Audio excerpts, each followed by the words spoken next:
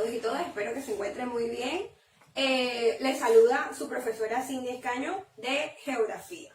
En el día de hoy vamos a abordar el tema del clima. Antes de hablar de clima hay que estudiar lo que se conoce como estado del tiempo o tiempo atmosférico.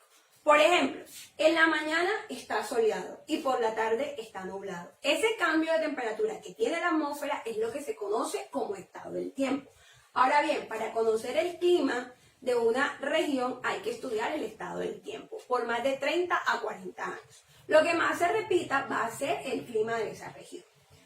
Ahora, el clima tiene unos elementos y unos factores. ¿Cuáles son los elementos del clima?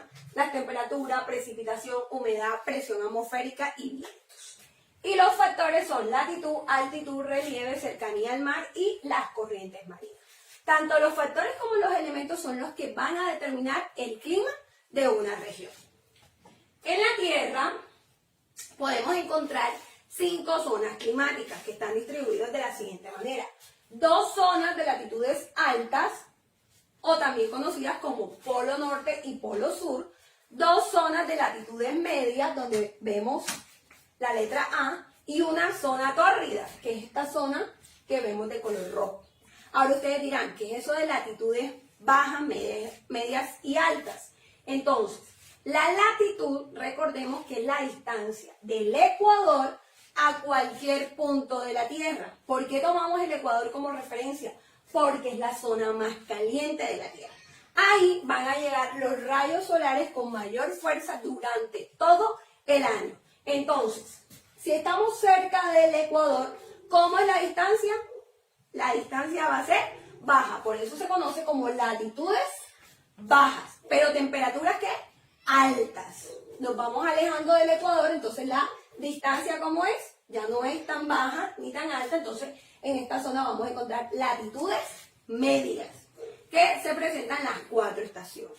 Y por último, ya cuando estamos muy alejados del Ecuador, latitudes altas, temperaturas muy bajas. Por eso vamos a encontrar las zonas totalmente cubiertas de hielo, las zonas polares, Polo Norte y Polo Sur. Ahora bien, ¿dónde se encuentra nuestro país? Colombia está ubicado en esta zona. Es decir, en una zona de latitudes bajas, en medio de los trópicos, trópico de Cáncer y trópico de Capricornio. ¿Cómo va a ser el clima según la posición geográfica de Colombia? Va a tener 2 climas, clima tropical y clima ecuatorial. Pero ustedes se preguntarán, en Colombia no solamente hay 2 tipos de clima, hay más. ¿A qué se debe esto? Entonces miremos que nuestro país está recorrido por la cordillera de los Andes, que viene acá de Sudamérica, entra a Colombia. Cuando llega a Colombia, en esta zona que se conoce como nudo de los pastos, se trifurca, es decir, se divide en 3, cordillera oriental, central y occidental. Esto le va a permitir a Colombia tener lo que se conoce como clima de montaña o clima altitudinal. Mírenlo acá, que también es conocido como pisos térmicos. Es decir, el clima va a ir cambiando a medida que vamos aumentando en altura. Por eso, de 0 a 1000 metros vamos a encontrar un clima cálido. De 1000 a 2000, clima templado. A los 3000 metros vamos a encontrar un clima frío. A los 4000 metros, clima páramo. Y ya superior a los 5000 metros vamos a encontrar las nieves. Esto le permite a Colombia tener una variedad en flora y fauna. Porque vamos a ver que los productos que se dan acá, los alimentos, los cultivos, van a ser totalmente diferentes a los que se dan en el clima frío. Es decir, Colombia tiene una riqueza natural. Ahora, todas estas cordilleras son nevados y sabemos, recordemos un poquito, que los ríos nacen en la zona de páramos y en la zona de nieve. Entonces, con el deshielo de la montaña se van a formar los ríos. Todas estas cordilleras le van a permitir a Colombia tener una riqueza hídrica que podemos apreciar en este mapa. Miremos aquí la gran mayoría y la gran cantidad de ríos que hay en Colombia. Todo esto le va a aportar a Colombia una riqueza extraordinaria en cuanto a recursos naturales. Entonces miremos aquí, Colombia posee 42,3 millones de hectáreas para uso agropecuario. ¿Por qué? Porque yo ya les he explicado toda esa riqueza natural que tiene nuestro país. Esa cifra, que no se les olvide, 42,3 millones de hectáreas para agricultura, para el uso agropecuario. Tenemos 2.900 kilómetros de costa sobre los dos océanos, el Mar Caribe, el Océano Atlántico y el Océano Pacífico. Nuestro país tiene más del 50% de páramos del mundo. Colombia es el segundo país con mayor biodiversidad, después de Brasil. Miren que tenemos una posición geográfica la más estratégica del continente, como lo podemos apreciar aquí.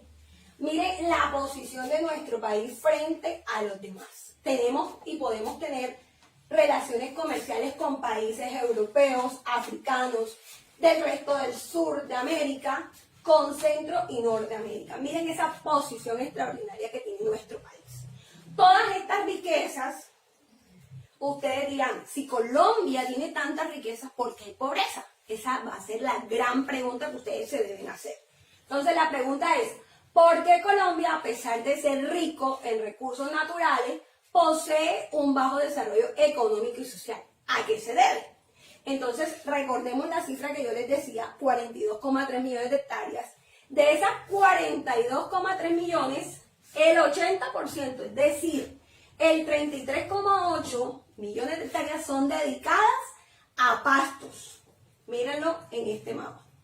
El 20% que nos queda va a ser el 8,5 millones que representa. De ese 8,5 millones, el 7,1 es dedicado a monocultivo. Recuerden lo que es el monocultivo. Café, palma, caña de azúcar.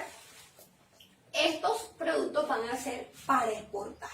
Entonces, ¿qué nos queda en nuestro país? Tan solo el 1,4% va a ser para la agricultura, dedicado para la agricultura interna. Es decir, ustedes dicen, ¿cómo? Si Colombia necesita unos productos, ¿cómo los vamos a obtener? ¿De dónde los vamos a obtener? Porque es que estamos subvalorando toda la riqueza que tiene nuestro país. Entonces, toca traer esos productos del extranjero, ya que no se producen, a través de las importaciones. Entonces, miren que el 99% de los cereales que son consumidos en Colombia son traídos del extranjero. El 80% del maíz, el 50% del arroz, el 50% de frijoles, arvejas y lentejas. Todo esto va a ser traído por importaciones. Entonces, hoy por hoy, ¿en cuánto está un dólar? 4.000 pesos. Un dólar, 4.000 pesos. Es decir, que tenemos que pagar mucho dinero para traer esos productos. Es decir, van a ser más costosos. Pero nosotros tenemos el campo, nosotros tenemos la tierra fértil. De ahí viene la pobreza en Colombia. ¿Por qué? Porque no se le está dando la oportunidad al campesino a producir esa tierra. Hoy nos estamos dando cuenta que estamos viviendo una emergencia sanitaria, donde muchos países han bloqueado sus fronteras. Entonces, ¿cómo hace Colombia para traer esos productos? Ahí es cuando el gobierno, el Estado, debe reflexionar y no solamente quedarse en la reflexión de todas esas décadas de errores, sino que ya debe poner en práctica, ya debe buscar una solución. ¿A qué? A producir la tierra, a producir todo nuestro campo, a generar empleo en el campesino colombiano.